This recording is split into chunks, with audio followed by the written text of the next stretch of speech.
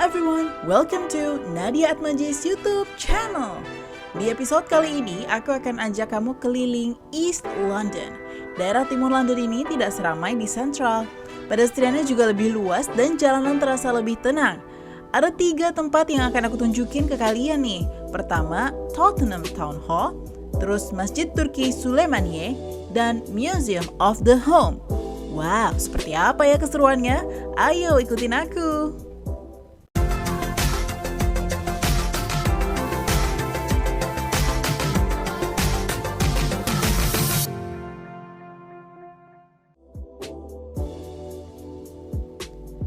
Pertama, kita ke Tottenham Town Hall. Ini tuh gedung apa ya? Balai kota gitu deh. Loh, Bang Manat ada apa di balai kota? Nah, aku tuh di sini mau belanja baju vintage kiloan. Kalau orang Jogja tuh bilangnya aul-aul. Nah, kalau di NTT sih katanya sebutannya tuh rombengan. Lokasi dari vintage fashion pop-up ini nggak selalu di sini. Dia itu keliling London dan info pastinya tuh biasanya aku lihatnya di website. Untuk bisa masuk ke sini, aku harus bayar sekitar 3 pound sterling atau ya kurang lebih 60.000 rupiah. Nah, uang ini nanti akan dibalikin pas aku bayar. Jadi sebetulnya ya gratis sih, asal kita belanja. Ini memang baju-baju bekas tapi ditata seperti di toko. Antusiasmenya luar biasa banget. Di ruangan ini sampai berasa sumpek loh. Asli deh.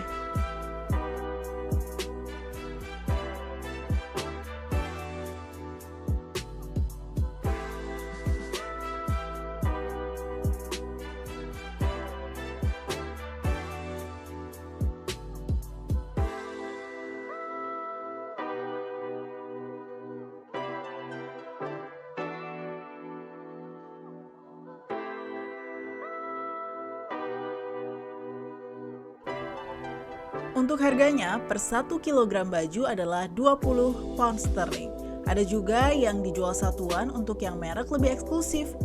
Tadinya Mama Nat mau cari baju hangat guys, tapi malah lihat blazer ini dan ingat kalau butuh blazer buat presentasi di kelas. Hehe. Terus ini lihat deh, Zara loh, masih oke banget ya kondisinya. Nah, kalau yang ini kemeja flanel buat Pak suami di Indonesia. Bagus juga ya kalau dipakai aku. Konsep belanja baju second hand seperti ini semakin marak guys di London. Bahkan mereka menjadikan ini gaya hidup dan gak malu untuk memakai pakaian second.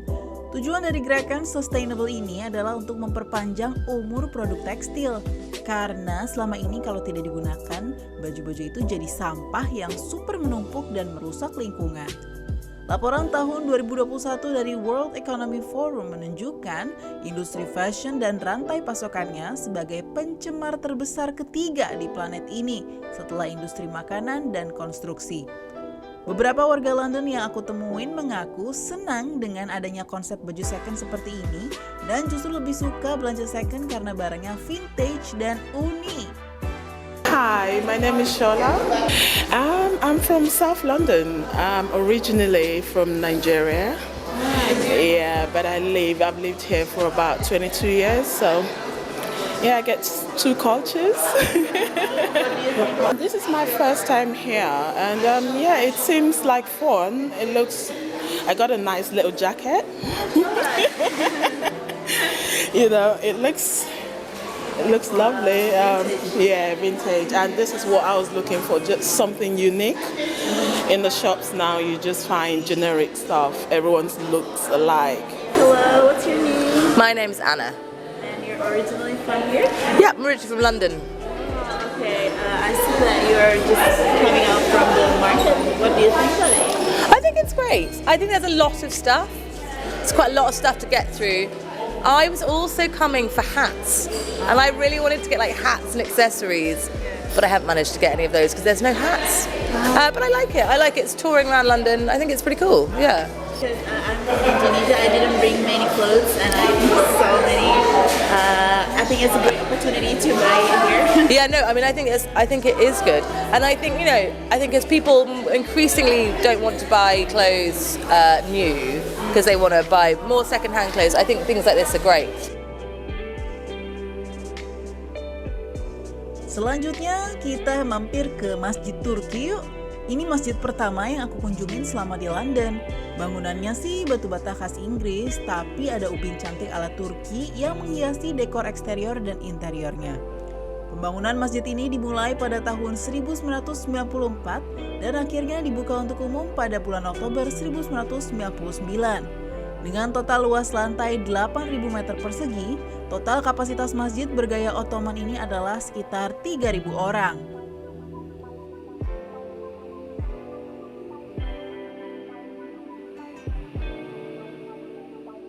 Jadi kita habis sholat di Suleimani Mosque di daerah Shoreditch. Terus pas banget ternyata di masjidnya lagi ada Turkish Bazaar gitu. Jadi ini kan masjidnya orang-orang Turki kan.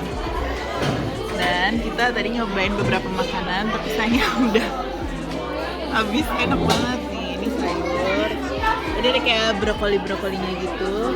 Sama ini tadi namanya ada durum-durumnya gitu, bulgu durum apa gitu, pokoknya ada gabungan kacang-kacangan gitu, ada lentils, ada couscous, enak. Rasanya happy deh di sini. Terasa banget ramahnya komunitas orang Turki di London di masjid ini. Wah, pasti bakalan lebih happy lagi nih kalau ada masjid Indonesia juga di London. Bisa jadi tempat untuk ibadah sekaligus silaturahmi. Jangan sedih, warga Indonesia ada potensi punya masjid di London loh. Yang kamu lihat di video ini nih. Ini video gedung Masjid Indonesia di London yang saat ini masih dalam proses pembangunan. Jadi, sejak 2003, Indonesian Islamic Center atau IIC dan seluruh masyarakat Muslim Indonesia di Inggris telah berikhtiar membangun sebuah masjid. Saat ini, perjuangan panjang sudah memasuki detik-detik akhir, yaitu pembelian properti masjid dan peresmiannya. Namun sayangnya, panitia masih kekurangan dana. Dari 1,5 miliar pound sterling yang dibutuhkan untuk menebus harga properti, dana yang sudah terkumpul baru sekitar 900.000 pound sterling. Kamu bisa berpartisipasi loh dengan menyumbang wakaf mozaik. Kalau kita wakaf, nama kita akan tertulis di dinding masjid. Masya Allah. Wakaf mozaik ini dijual dalam 3 paket. Pertama, paket small 1.000 pound sterling, medium 5.000 pound sterling, dan large 50.000 pound sterling. Udah gitu jumlahnya terbatas dan infonya sih laku keras loh guys. Kalau kamu tertarik membeli wakaf mozaik ini, langsung aja yuk hubungi nomor yang tertera di poster ini. Tunggu apa lagi guys? Kita bisa menjadi bagian dari sejarah loh. Ini bakal jadi masjid pertama Indonesia di Inggris. Tujuan terakhir kita yaitu Museum of the Home. Museumnya kelihatannya kecil ya dari luar, tapi aslinya pas masuk ke dalam, wah luas. Museum ini menunjukkan perkembangan rumah di Inggris dari zaman bahula sampai sekarang.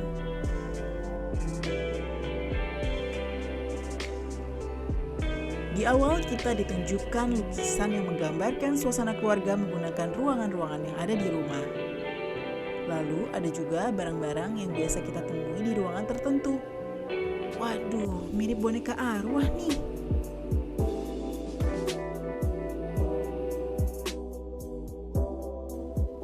Ruang tamu utama rumah mempunyai berbagai deskripsi situasi.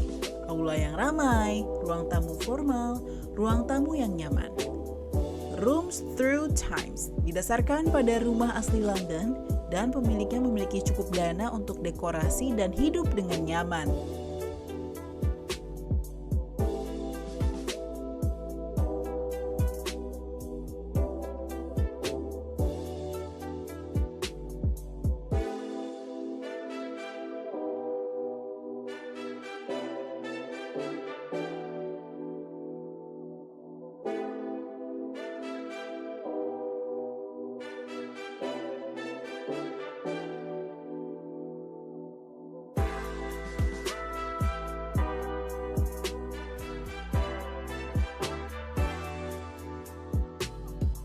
Interestingly, I can find the information from this box, and there is a board. There are several boards in it, and I just pick randomly. It says that This room is based on a terraced house in Oakfield Street, London. Rapid population growth in London created a demand for new homes. Many were built in the suburbs of Chelsea and Brixton. The heads of these middle-class households were often male and probably worked in the city using the New London Underground. Jika ruangan di museum lantai dasar menunjukkan suasana rumah yang nyaman, di lantai basement terdapat instalasi yang menunjukkan suasana rumah yang digusur. Bercerita tentang pengalaman pahit tentang rumah.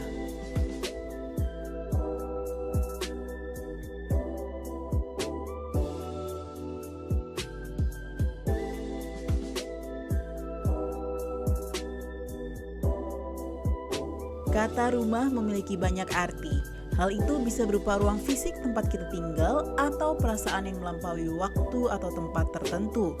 Di Home Gallery terdapat konsep rumah melalui pengalaman sehari-hari orang-orang dalam membuat, menjaga, dan berada di rumah selama 400 tahun terakhir. Ada perpaduan nyata antara cerita kontemporer dan sejarah di ruang ini, dan ada pula elemen interaktif.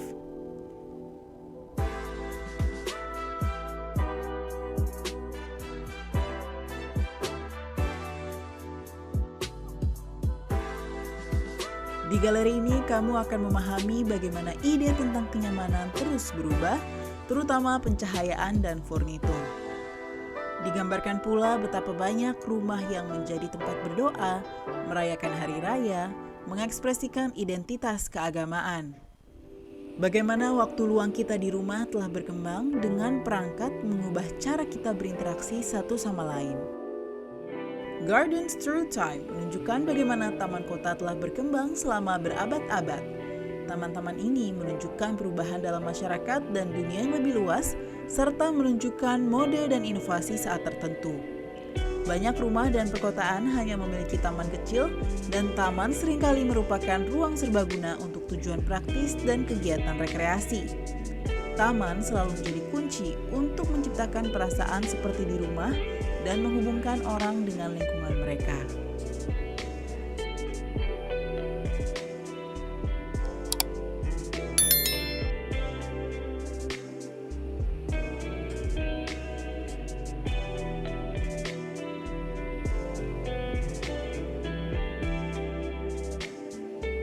For some people, home is a place of tenderness, offering refuge from the politics of the city. But for others, home can be boring and constraining space. So what do you think about your home? This is the end of our trip. I hope you enjoy it. Don't forget to like, subscribe to the channel, and turn on the notification button. Thank you. Bye.